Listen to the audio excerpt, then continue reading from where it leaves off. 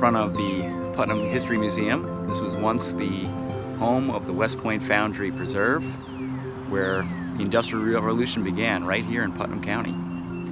The building behind me was once a school, and now it serves as a museum. Things are closed down today because of the virus, but we'll do a quick virtual tour.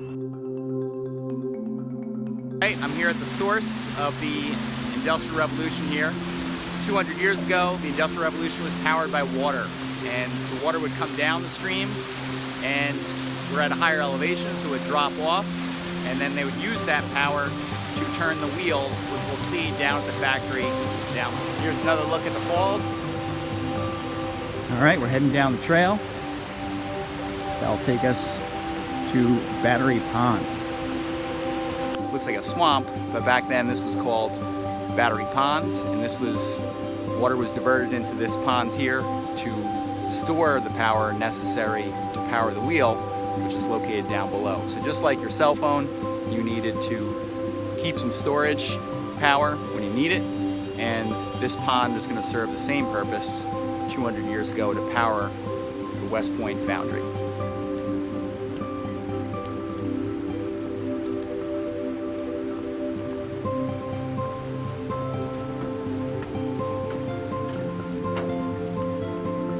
Okay, so there's our boring wheel. This is where the center of operations was for producing the cannons back during the Civil War time period. This whole structure would be enclosed in something that would look like this. You can still see the foundations today. You're looking at the ruins of the West Point Foundry, and this is the center of operations centered around the 36-foot diameter wheel, and this is a reproduction of it, but it stands exactly where it did back during the Industrial Revolution, which took place right here in Putnam County in the town of Cold Spring. And this was done after the War of 1812, when we needed to have a foundry site to produce weapons to defend us.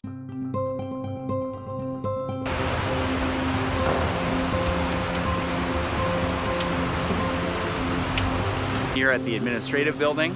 So this is built in 1864, right at the heart of the Civil War.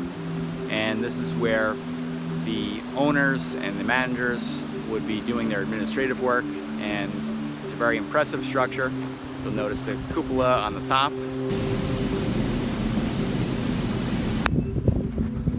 This is what a typical projectile would have looked like in terms of its shape.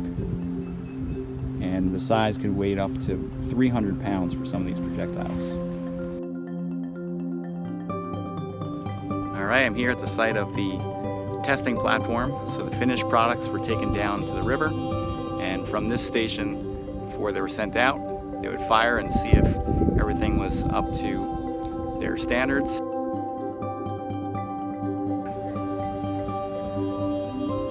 Here's an outline of some of the cannons that were produced here at the foundry. You can see how large they were, and this one was a 300-pound cannon, meaning that the projectile coming out of this would weigh 300 pounds. So it would take 2 or 3 men a lot of strength just to load one of these cannons. All right, today we're at Foundry Cove, and today provides a habitat for abundant wildlife, and it's also prime for bird watching, as well as a popular paddle destination for kayakers. But back from 1817 to 1911, this was the site of the test firing of the cannons, and this is a testing platform where I'm standing at right now, and the cannons were fired across the river into a place called the Crow's Nest here, and you could fire a cannon about a mile off into that mountain there, and according to legends, there are still some unexploded ordnances over in the Crow's Nest, so be careful when you're hiking on that side of the river. This is also the spot where Abraham Lincoln was when he was taken to the testing platform to watch the firing of the cannons, and after a few attempts, Abraham Lincoln got tired and said, "I'm hungry, let's go eat."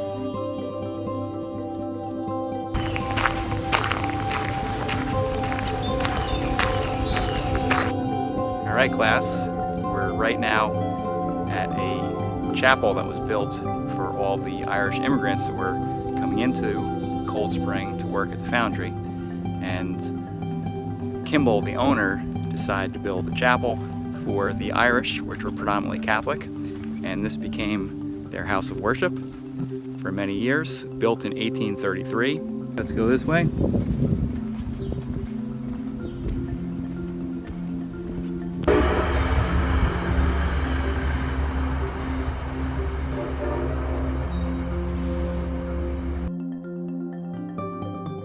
All right, class, one of the reasons why the foundry was built here is because across the Hudson River, located in Orange County, is the West Point Military Academy. And that was built under Thomas Jefferson, and it was used as a school for soldiers to learn how to become officers. And they would often, as part of their training, come across the river and learn how to operate the cannons built here at the foundry. So location is everything. We have the Hudson River for transportation. We have the stream to power the mill. We have the manpower coming in from places like Ireland. And then we have cadets who are learning how to use the cannons that they'll be instrumental in the Civil War. So it all comes together right here at the West Point Foundry.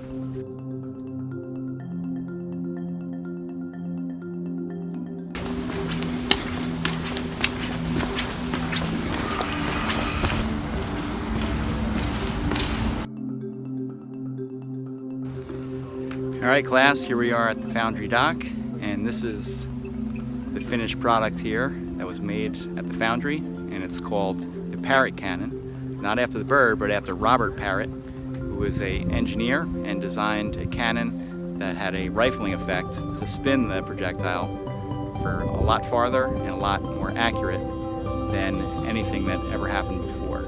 So it all happened right here at the West Point Foundry in Cold Spring, New York.